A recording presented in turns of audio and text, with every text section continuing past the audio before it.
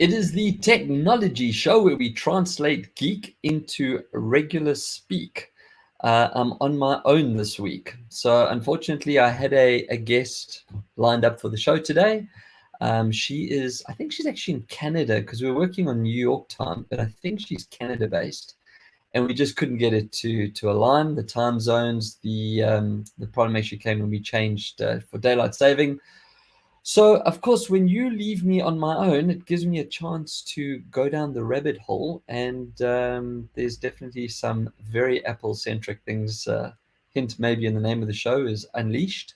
But we'll get to that a little bit later on. To keep things in the normal flow of things, even though it is just me by myself, with things with a Z. These are called the JLAB JBUDS frames. Now, I've actually got them over here.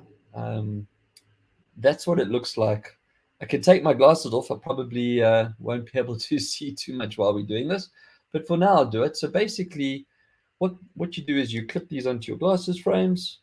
I'm just going to put one on so I can actually put my glasses back on and I can see what I'm doing.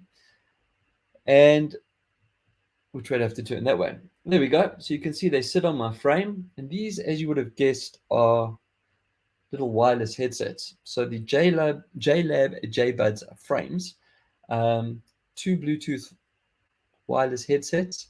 Your ears stay open. There you can actually see that. That's a better picture for those that are actually watching and not listening to the show. You can see what they look like on the glasses. These are super cool. Now, the JLAB brand I have featured a few times. In fact, still sitting on my desk are the awesome little $20 pops. I have the Epic Air Pros, and now I'm including the frames into the mix. Why do I like the frames? Well, as you can see, I wear glasses all day long. So to have to wear an extra headset or to put earbuds in, it's not that they're uncomfortable, but it's just one more thing that I have to put on my head. But my glasses are always on my head. Now, the big over-the-ear headsets are nice because it hides the messy hair that's so overdue for a haircut.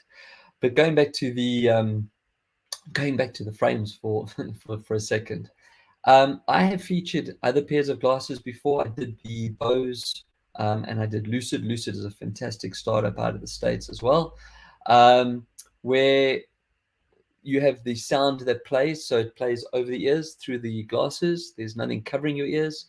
It's great for when you're outdoors. You can hear everything that's around you. If you're sitting working, which I pretty much do all day long, I don't have to actually lock myself out of everything. I can still hear what's going on around me. But I can still listen to my music and I can take phone calls. Where I found it to be incredibly useful and where I've been using it a lot is for Zoom calls. So, I sit here, I don't have a headset in, I can still hear what's going on around me. I've asked everyone that I've been on the call with if they've noticed any, if the sound is okay. Everyone seems to say it's fine. And the very cool thing is that you don't actually have a dedicated piece of tech, like, for example, the sunglasses, right? The Bose sunglasses are exactly that. You go out at 4 o'clock in the afternoon, sun's still up, very cool. What happens when you want to listen to your music on the train home at 7 or 8 o'clock that night? It's going to look a little bit weird when you're sitting there with sunglasses on at night. So, here you just put these on your reading glasses, or if you're wearing sunnies, you put them on your sunnies and then switch them around again. Magnetic wireless charging. So you can see it's got the little connector over there.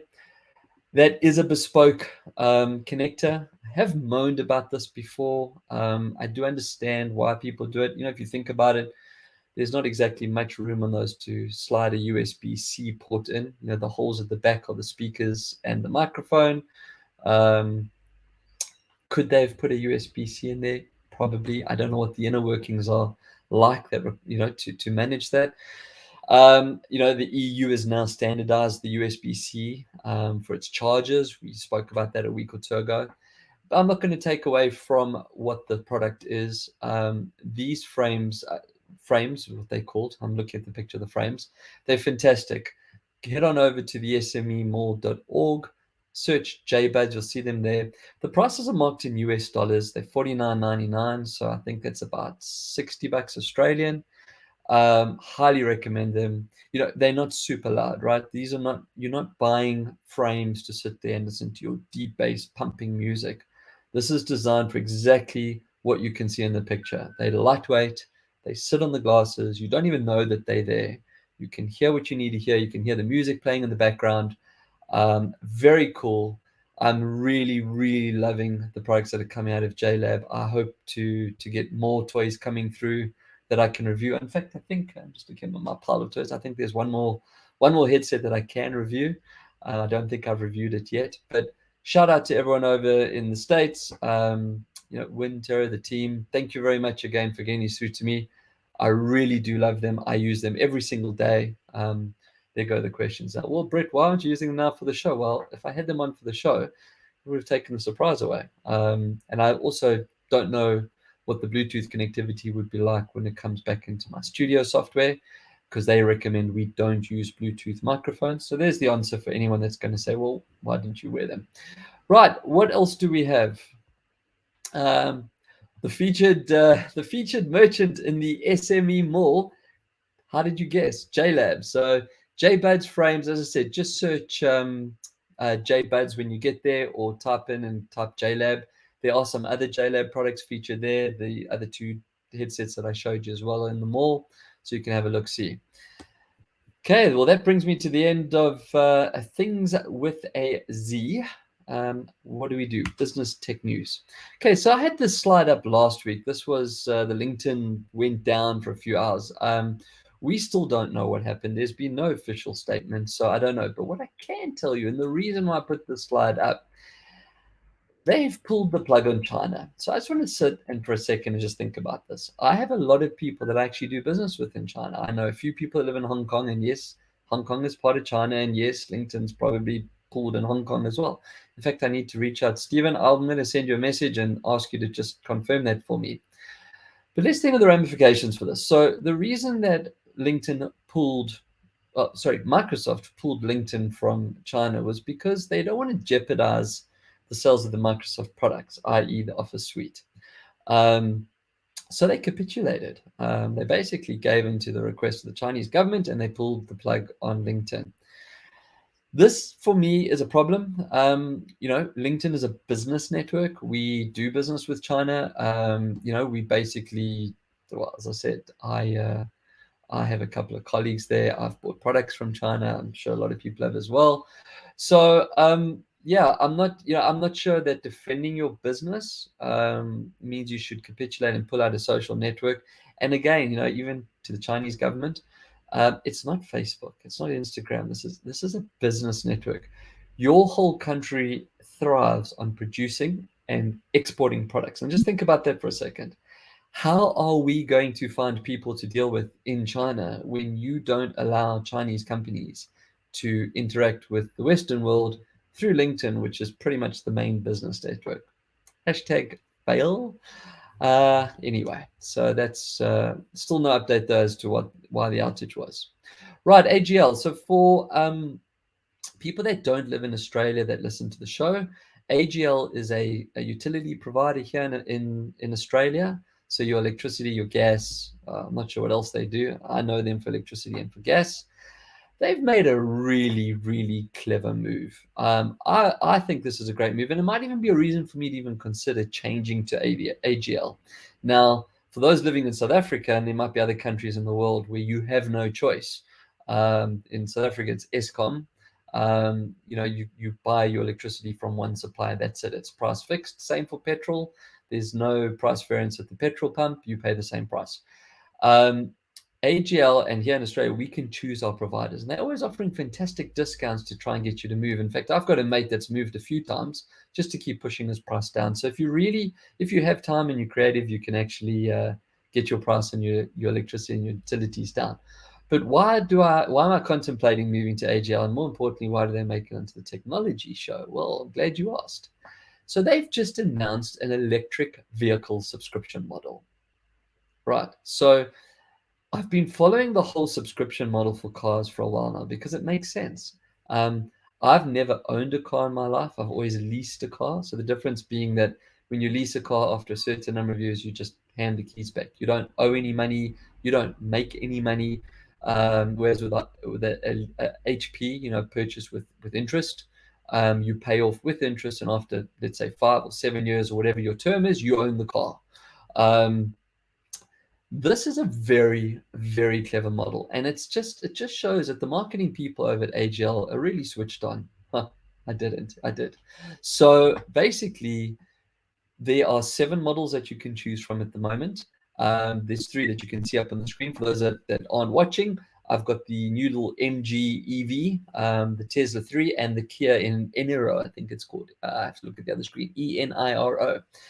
Now, they have a weekly price of $235 and $340 for the Tesla and the Kia, $235 for the MG. Reason being, the MG is a very short range. It only does 263 kilometers. Does that make it a bad buy? Definitely not. If you're a city slicker and you don't drive around a lot, perfect, and you can save some cash. But I sat down and I looked at the maths. Now, I'm not going to sit and think, try and work out the savings of electricity versus petrol or diesel. It's every day of the week, electricity will win. It's definitely cheaper. Probably cost you about $15 or $16 to fill up a car or fully charge a car. You definitely can't fill up a petrol tank for $15 or $20. And yes, people say, yeah, but my car does 600 kilometers. Well, the Tesla and the Kia do 450 odd K, so it's still not bad. But the thing is if you take the 340, I'm going to look at the Tesla because I definitely want a Tesla and I will get one day. But if you take the Tesla, for example, at $340 a week, so that's about $1,400 a month. It includes insurance, it includes registration, it includes services and maintenance. So you basically don't pay for anything. You pay your weekly charge and that's it. I did the pun again. Sorry about that. But so let's call it $1,400 a month. Let's just round it up. And over a year, that's what? $16,000 odd dollars. Over 3 years, $50,000. I've never kept a car for more than 3 years. I lease the cars. At the end of 3 years, it's kind of like what you would owe to settle it and what they will trade in. It kind of balances out. That was always the sweet number for me. So at the 3-year mark, I'm in for $50,000. But remember, I never paid registration, never paid insurance, never paid anything. The maintenance was included from what I understood. I wasn't sure about tires. I think that might be excluded, but we can check that up. So I hand back the keys and I get another brand new car. What a win. I do that anyway. So yes, I've paid 50. The Tesla's about 70 new. And then, if I went for another couple of years, I'd own the Tesla if I did it over 5 years. There are pros and cons. As I said, I've never wanted to own a car. I see a car as a liability. But this is back to AGL and the subscription model. This is a fantastic, fantastic idea. And the other thing they do is they have different terms. So the price changes. I think the 340 that I quoted was the best case scenario. So this is like if you take it over a 1-year contract. So even that, you're not locked into more than a year. So you can give the car back at the end of the year. Whereas with a normal lease, you can't do that. So this is another big win and a big thing about why I've been following the subscription model. But if you're not sure, you can even take it for a month. I think it goes up to $400 a week. Even that. So what's that? $1,600 to have a Tesla for a month. See if you like it. That try before you buy doesn't really apply to new cars. You buy it, that's yours. There might be a cooling off period for a couple of days, but I think you'd have to have a very good reason to get out of a car purchase. Again, the call or the argument or support for subscription services, right? So to AGL, well done. This is something I'm going to be looking at. I think next year I'm going to need to get back into a car. At the moment, I don't have a need for a car. Well, I don't think too many people do. With COVID, we haven't been running around much. But and this is definitely something that's going to sit on my radar. So yeah, AGL, electric vehicle. I think they called it AGL Next if you look it up. But agl.com.au and you'll find it there. Okay, I'm going to have to click twice here just to get this to play and then make sure I turn the sound off. And I'm going to talk while this is playing. So let's, why is nothing happening? The technology show, probably not playing. So what I was trying to do here was actually get a video to play. That's not playing, but it was this is a hologram. So again, people that are not watching, you're not going to see it anyway. Well, clearly no one's going to see it. But there's a little picture of a chameleon and a tree up on my screen at the moment. And the company is called Lightfield Lab. Holograms are not new. They've been around for ages. I mean, think R2D2 back in the 70s showing Princess Leia saying, Luke, we need help, so and so on. I'm really upset that I can't get this to play. I'm going to try and run it again. Maybe just play automatically if I leave it. Yep. Anyway, so back to the discussion of why I put this up. Lightfield Lab have made what they call a solid light hologram. Now, the difference with this and the holograms that we've seen is that basically holograms, they're a bit wishy-washy. I think that's the only way I can describe it. They're very watered down. They look fake. They don't have substance to them, and it's because it's just a light that's basically beaming, and obviously everything around it will affect it. What Lightfield Lab have done is they've made this what they call a solid light hologram. You can actually put your hand around it and through it, and it feels like if you put your hand behind it, you're still going to see the hologram in front. One of the things that AR has a problem with at the moment. And if you go and Google it, or when I put the show notes up afterwards, when I do the post, I'll try and remember to put the YouTube link up to watch it. It's about a 4 or 5 minute video. And I was hoping that it would play while we were chatting, but it is what it is. And this is really, really cool technology. As I said, I've seen quite a few forays into holograms, and yeah, nothing's really like gone wow, but this was really impressive. And a chameleon is representative of color and rich substance, and so it was a great case point that they did. They showed a little bit about the tech as well. So it's a good video to watch. As I said, just Google solid light hologram or Lightfield Lab, or wait until I put the show notes up, and as I said, hopefully I'll remember, because I say something on the show and I don't always remember to do it. Right, then I've clicked this, I think, 3 times to the word OpenSignal.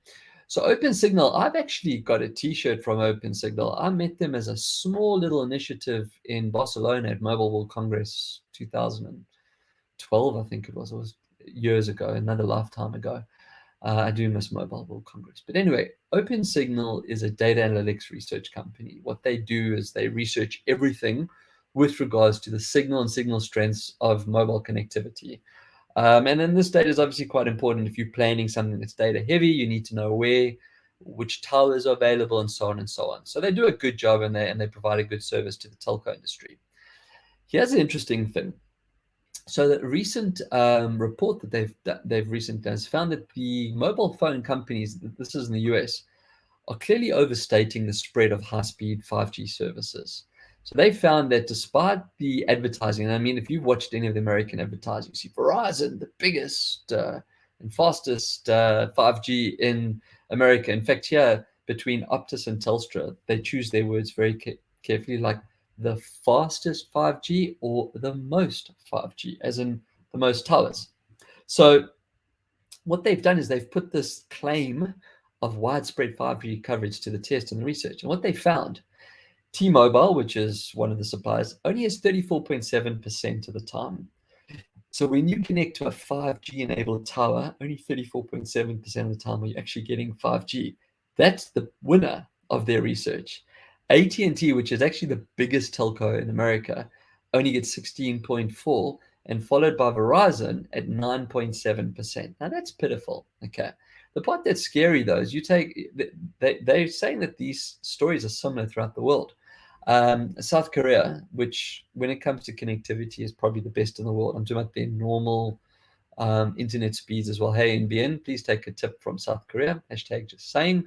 They only top their connectivity list at 28.1% of the time. And Saudi Arabia, Kuwait, and Hong Kong also came in at about 25%. So it begs the question of Optus and Telstra over here in Australia, what percent of the time are we actually getting? And the reason why I found this quite interesting is that I have 5G at home. I don't have NBN. So at times it's incredible. Let's do a little quick test while we having a chat. So if I go speedtest.net, I have an iPhone 12, which is also 5G ready. And because if I'm at home, obviously I connect to the same tower that my 5G tower, my 5G home broadband connects to. So I'm looking at the moment on speed test, and I'm getting, I actually should share the screen. How do we do it quick? I'm not going to stop and share. You're just going to have to believe me. 501.24 download speed, 502.18 or 507.13 is where it ended, and I'm sitting at 70 odd upload. And bearing in mind, I'm streaming at the moment as well. So it's pretty impressive, right? So I'm clearly connected to the 5G tower. However, there have been times when I can't even send a text message. So, does that mean I'm actually not connected at all? So it hasn't gone from 5G back down to 4G. It's just dropped. Is the contention so bad that it can't actually handle all of us in the area? This is just a reality of the modern world. But it is interesting, though, that when it comes to advertising, or more importantly, misleading people, you might have signed up with a network provider because you saw an advert saying the most 5G coverage in America, and that was important for you because you drove or flew all over the place and you needed to be connected. So, it does pay to do your research. So check out OpenSignal's report if you'd like to know some more. Ransomware. So there is so much of this going on in Australia, well, globally, but I mean, every single day we're having more and more cases of this here. The government has stepped in, and no, they're not stepping in to help us. They're stepping in to make us more of a nanny state than we are. But I don't really disagree with the current legislation that's been tabled. So as of, I don't know when, but imminently, I think the bill's being passed, or it's definitely been tabled, that any businesses over $10 million of turnover will need to report before making a payment of a ransomware threat or ransomware attack. And I mean, there's reasons for that, right? Let's go back to LinkedIn still not telling us what happened. Was it ransomware? Don't know. Twitch got taken out. We know. Well, it wasn't ransomware. They got hacked. I think the reporting is important, especially if it's a listed company. It's important that we know that our data has been compromised, and given the chance to fix it and change our passwords and that. And on that note, please, every 6 months, change your passwords. Just set like a reminder, tie your arm in a knot. I don't know, do something. I use reminders for everything. Just change your password. Google will every now and then send a email saying, "Oh, it's been X amount of time since you've changed."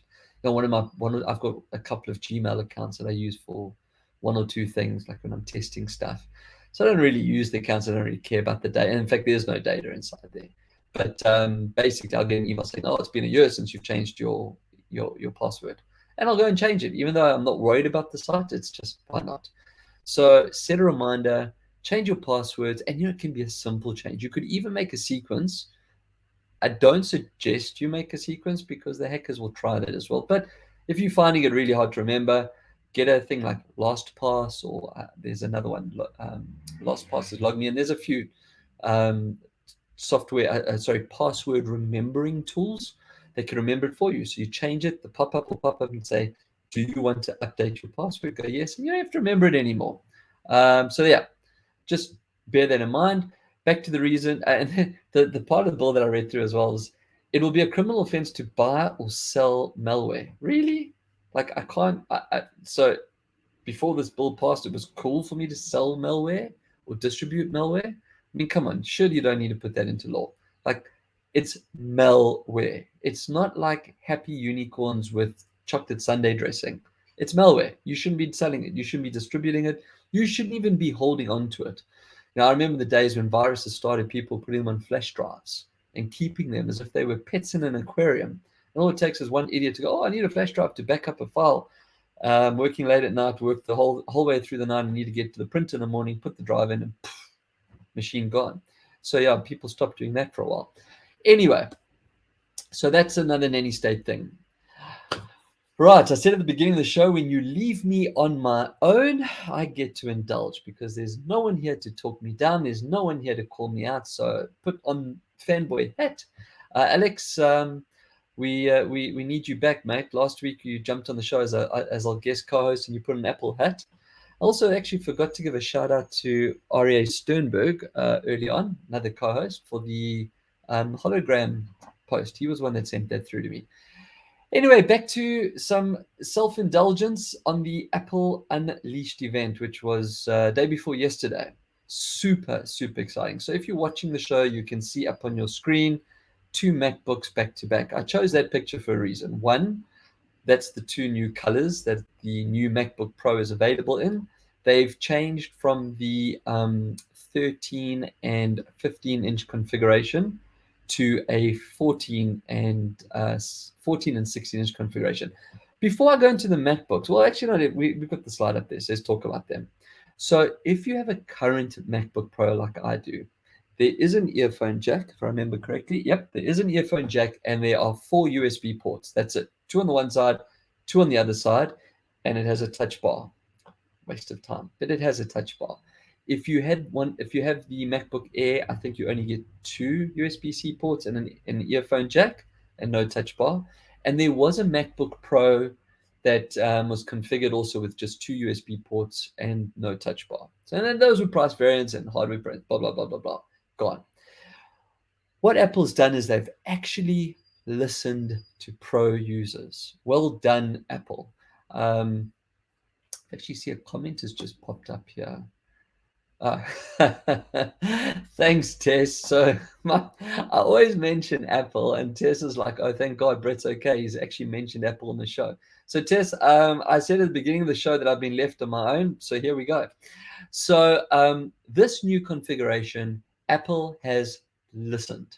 If you look at the 2 pictures on the screen, and for those that aren't looking, I'll talk you through it. On the right-hand side, still 2 USB ports, but they've added back the MagSafe charger.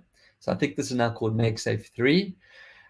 I have to moan, we can't use a MagSafe 2 on this one, which is what the current or the last renditions of the MacBooks use. So it is a new charger. However, if you have invested in USB-C chargers, you can still use them. That's what USB-C is. So you can plug it in anyway. So if you're out and about and you're running around and you don't have your MagSafe 3 charger, you can still find someone with a USB-C charger.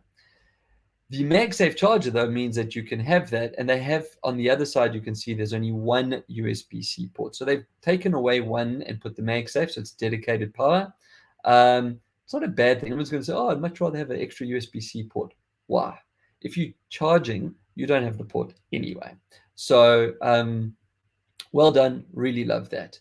On the other side, this is where it gets super sexy. They've put the HDMI port back into the MacBook. This is something that was clearly missing. Before, we used to use adapters. We had to have a mini DV output adapter or a USB-C adapter, or there was just a DV adapter. There was a Thunderport adapter. There were so many freaking adapters just to connect an HDMI screen. There it is, built in. No adapters are needed. Slotted straight in, and the SD card slot is back. Now, I used to use my SD card slot for all my iTunes music. I never saved my iTunes on my MacBook, and it's a very easy thing to search how to do it. You just change your destination on your MacBook, and when you open up music, not iTunes anymore, music, it goes there. But for pro users with photography, you've sent your drone up or you've shot with your DSLR camera, and you take the card out, you stick it straight in your MacBook, done. Before this, or in the last few years of MacBook Pro, you've had to get an adapter, or you've had to put it into one of the little external gateways. So super excited about what they've done. If you look at that side profile, you can see the feet are back. On the old MacBook Airs, there used to be little rubber feet just to raise it. This is great for cooling. It stops the bottom scratching. I hate scratches on my machines. So that was very cool. The 14 and the 16-inch screen, very interesting that you measure this way on a screen, so a bit more real estate. What else have we got? Okay, in typical, so they announced 2 new processors as well. Now, we've had the M1 for a year, so this is now what we thought was going to be M2. They've gone with M1 Pro and M1 Max, but I just love this. Scary fast and scary faster, and believe me, they are. The technology show, we don't get into benchmark speeds. We don't talk about speeds and clocking speeds and things like that. That's not the kind of show that we have here. I watched the event. If you go to apple.com, the event is up there. You can find it on YouTube. There's an amazing opening sequence. I actually put that up on LinkedIn yesterday, just the video clip of the sequence if you don't want to watch. These processors are stupidly, ridiculously fast. They did a benchmark showing a PC, like the equivalent spec. Well, there isn't an equivalent spec because it's made by Apple. But if you took the high end of high end, and it kicks its ass every day and twice on Sundays. Really, really incredibly super scary or scary fast processor. So again, well done to the Apple team there. Um, Aria, I mentioned you earlier, but I have to bring you back into the chat. If you look at the top of the screen there, the notch is back. Hashtag notch. So to give us more real estate on the screen, they've reduced the bevels, the black that goes around, and they've put the notch in. That little green dot that you can see if you're watching, there's a picture of the screen showing the notch, but if you look at your iPhone, kind of looks the same. The little green dot is just something that Apple's had for a while now. It shows you that your camera is on. So if anyone ever hacks into your machine on a Mac and tries to take control of your camera, that little green light's going to come on. If you're not using an app that needs camera, then you know. Or it's a nice reminder that you were in a Zoom call and you walked away and you didn't log out and it's still on. So Tess, seeing you, well, I know you listen to the show, but seeing you listen to the show and you're the producer, I really think the technology show needs a new, I don't even want the 16, just the new 14-inch MacBook Pro. They're available, I think, from next week. The orders are, you can pre-order now. So super, super, super excited about that event and this announcement. Before I get into that, I'm going to stay with Apple for a little bit longer because I can geek out. So in typical fashion, they always do something else as well. It's not just about that. We knew this was about the MacBooks. There was a focus on music. They announced the new Airpods 3. So they look like the Airpods Pro, but without the little rubberized interchangeable ear gels. Now, we talked about the JLAB frames earlier on. Those are $60. I'm not suggesting that the sound will be the same. They're not in ear, etc., etc. But the AirPods start at $180. And equally, if you go and look at any of the other JLAB range, $20 up to 99 for there. If I actually just quickly open up and bring out my Epic Airs, bring those up into screen. So there's the interchangeable rubber, the controls on there. This case has wireless charging underneath it. It also has their very cool built-in USB, and I think it's $99. So again, I am a huge Apple fanboy. I love Apple products, but I've always used, and I've used Jabra, and I've reviewed them a few times as well. In fact, I think 2 shows ago we reviewed the new Jabra 85s. So there is choice out there.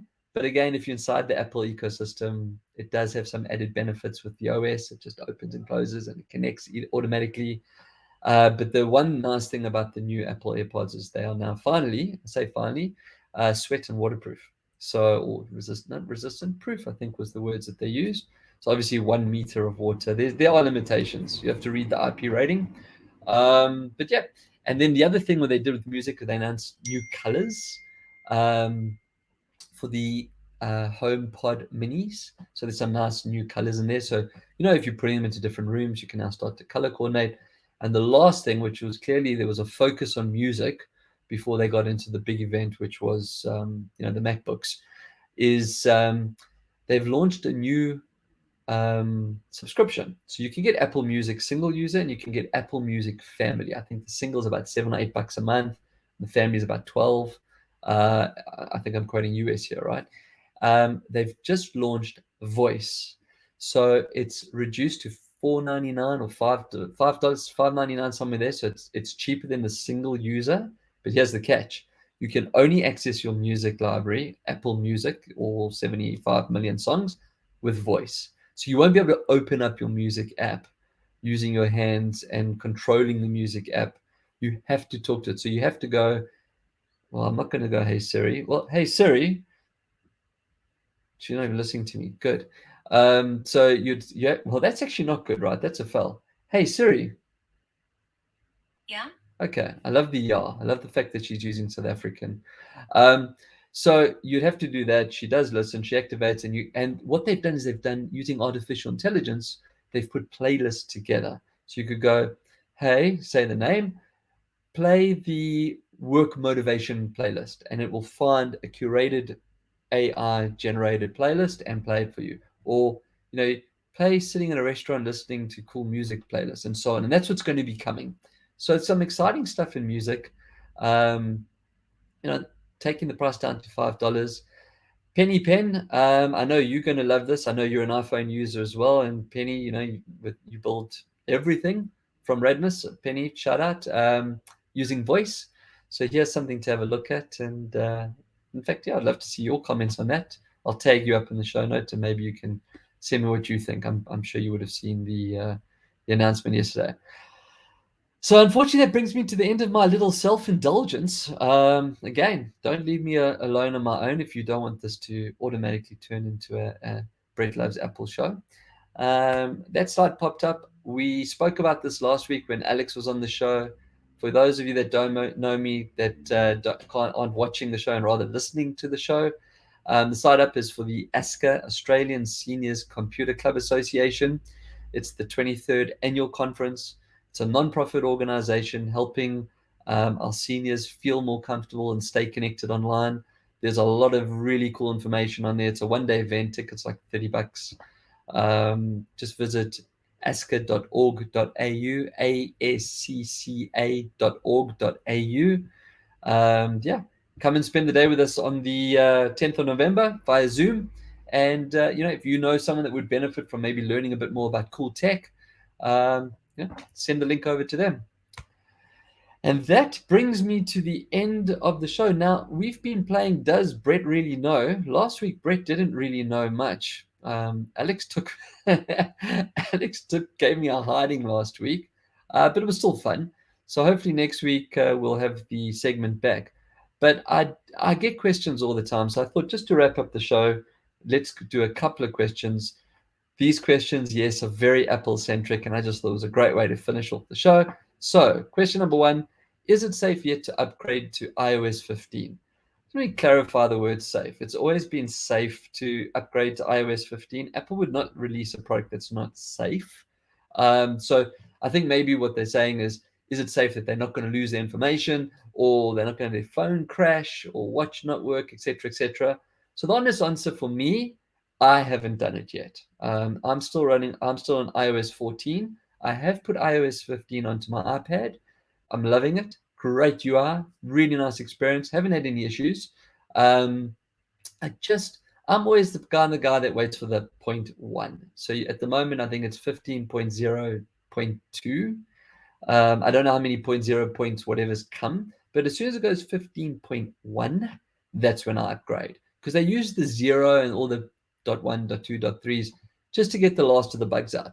So if you're not desperate to have some of the cool features that are on there, and you know what, you can't really miss something you don't have or haven't had before, maybe wait. But it's up to you.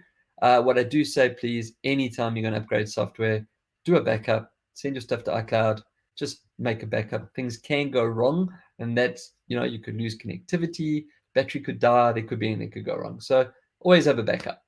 And I have another question here. There are great deals now on the older MacBooks. Is it worth the savings? That is a fantastic question. I was talking about refurb. I'm actually going to throw that out there as well.